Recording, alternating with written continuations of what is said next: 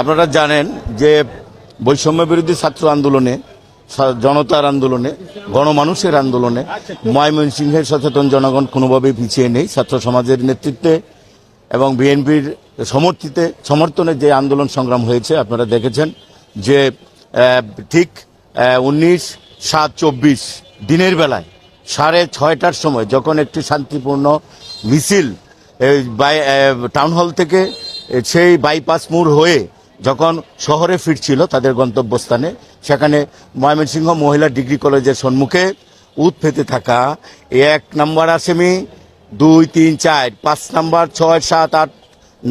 আসামিদের নেতৃত্বে উৎপেতে থাকা সেই আগ্নেয়াস্ত্র সহ সেই সাধারণ নিরীহ আন্দোলনকারীদের উপর ঝাঁপিয়ে পড়ে সেখানে এলোপাতাড়ি গুলি, লাঠিচার্জ এবং দেশীয় অস্ত্রের দ্বারা আঘাতপ্রাপ্ত হয়ে মারাত্মকভাবে আঘাতপ্রাপ্ত হয়ে জখম হয়। আমরা দেখতে পেলাম আগ্নেয়াস্ত্র দিয়ে সেই তথাকথিত মহিতুর রহমান শান্ত বুটবিহীন সেই সাংসদ সদরের দাবি করে তার হাতে থাকা আগ্নেয় অস্ত্র দিয়ে সেই আমাদের প্রিয় ভাই, প্রিয় ছাত্র, প্রিয় মেধাবী ছাত্র সাগরকে তার নিজ হাতে থাকা অস্ত্র দিয়ে গুলি করে হত্যা করে পরবর্তীতে তাকে বাঁচানোর জন্য বিভিন্ন আন্দোলনকামী জনতা তারা এগিয়ে আসলে সেখানে তারা এলোপাতাড়ি গুলি এবং চাইনিজ কুড়াল, রামদা, হকিস্টিক এবং দেশীয় এবং আগ্নেয়াস্ত্র দিয়ে এলোপাতাড়ি গুলি এবং আক্রমণ করে এবং আমরা দেখতে পাই জনতা ছত্রভঙ্গ হওয়ার পরেও একত্রিত হয়ে সেই তথাকথিত সেই খুনিদের ধাওয়া করে এবং তারা পালিয়ে যায়। পরবর্তীতে আমরা দেখতে পেলাম যে সাগরকে নিয়ে আমরা যখন হাসপাতালে সাধারণ ছাত্রছাত্রীরা নিয়ে যায়, হাসপাতাল কর্তৃপক্ষ যারা দায়িত্বে ছিলেন তারা মৃত বলে ঘোষণা করে। আমি একজন সচেতন লোক হিসেবে, সচেতন নাগরিক হিসাবে মানবতা বিরোধী রাষ্ট্রের গণহত্যা কারণে যারা গণহত্যা করেছে তাদের ন্যায্য বিচারের দাবিতে আজকে আমরা এই মামলা দায়ের করলাম এবং এই মামলায় 111 জন আসামি সেই অজ্ঞাতনামা সহ 200-300 এবং 1 নম্বর আসামি বর্তমান সেই মানবতা বিরোধী এবং গণহত্যাকারী শেখ হাসিনা, শেখ রেহানা, ওবায়দুল কাদের, আসাদুজ্জামান কামাল, মহিতুর রহমান শান্ত, একরামুল হক টিটু, আমিনুল হক শামীম সহ আরও অনেকেই যারা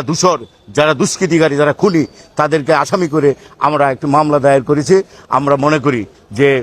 বিজ্ঞ বিচারক সেই অবিলম্বে তাদেরকে যে আইনের আওতায় আনার জন্য তাদেরকে গ্রেপ্তার করবে এবং মামলা পরিচালনা করবে। বিচারাধীন অবস্থায় আমরা তাদেরকে আটক চাই। যে এই কি আদেশ দিয়েছে ম্যাজিস্ট্রেট সাহেব প্রতিবেদন চেয়েছে, 15 তারিখের মধ্যে প্রতিবেদন দেবে। এর পরিবর্তে মামলার কাজকর্ম শুরু হবে। আমার সম্মানিত আইনজীবীগণ তারা সহযোগিতা করে তারা দেখভাল করবেন। আমরা যখন যেখানে যে অবস্থায় এটা ন্যায্য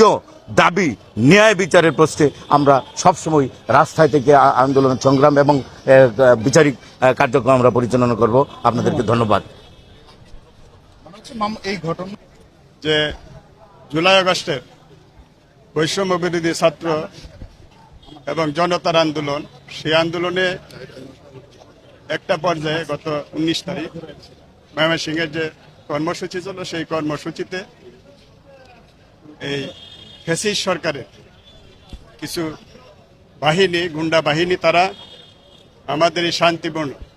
বৈষম্য বিরোধী ছাত্র জনতার আন্দোলনকে নস্যাৎ করার জন্য গণহত্যার পরিকল্পনায়, মানবতা বিরোধী অপরাধের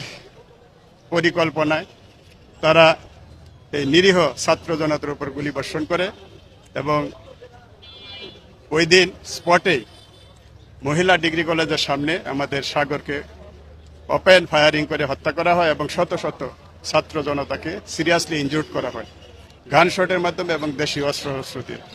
এবং মুমূর্ষু অবস্থায় অনেকেই হাসপাতালে নেওয়া হয়েছে এবং ওইখানেও তাদেরকে আক্রমণ করা হয়েছে। এখানে আমরা আমাদের যিনি আজকে বাদী জনাব আবু হাবাকন্দ, উনি সহ আমরা সবাই এই ঘটনায় এগ্রিভ। এই গণহত্যা এবং এই মানবতা বিরোধী অপরাধের আমরা তীব্র নিন্দা জানাই এবং এই হত্যার আমরা ন্যায় বিচার চাই, সুষ্ঠু বিচার চাই। এরই প্রেক্ষিতে আজকে এই মামলাটা করা হয়েছে এবং এই মামলায় পুলিশ ইতিমধ্যেই তারা অজ্ঞাতনামা, আপনারা জানেন প্রত্যেকটা খুনের পিছনেই তারা একটা তাদেরকে নিজে থেকে বাঁচানোর জন্য একটা অজ্ঞাতনামা দিয়ে মামলা করেছে। এই প্রেক্ষিতে আরো কোনো মামলা হয়েছে কিনা এটার জন্য আজকে বিজ্ঞ আদালত একটা তদন্ত প্রতিবেদন চেয়েছেন এবং এটা 15 তারিখে এটার রিপোর্ট আসলে এটা পরবর্তী কার্যক্রম আইন অনুযায়ী গ্রহণ করা হবে। এবং আমরা চাই যে এই প্রেক্ষিতে এই ময়মনসিংহবাসী, এই বাংলাদেশের প্রতিটি গণতন্ত্রকামী মানুষ সবাই চায় যে এই হত্যাকাণ্ডের, এই গণহত্যা, এই মানবতা বিরোধী অপরাধের ন্যায় বিচার হবে, ন্যায় বিচার তারা পাবে, আমরা পাবো, এই আশাবাদ ব্যক্ত করে সবাইকে ধন্যবাদ জানিয়ে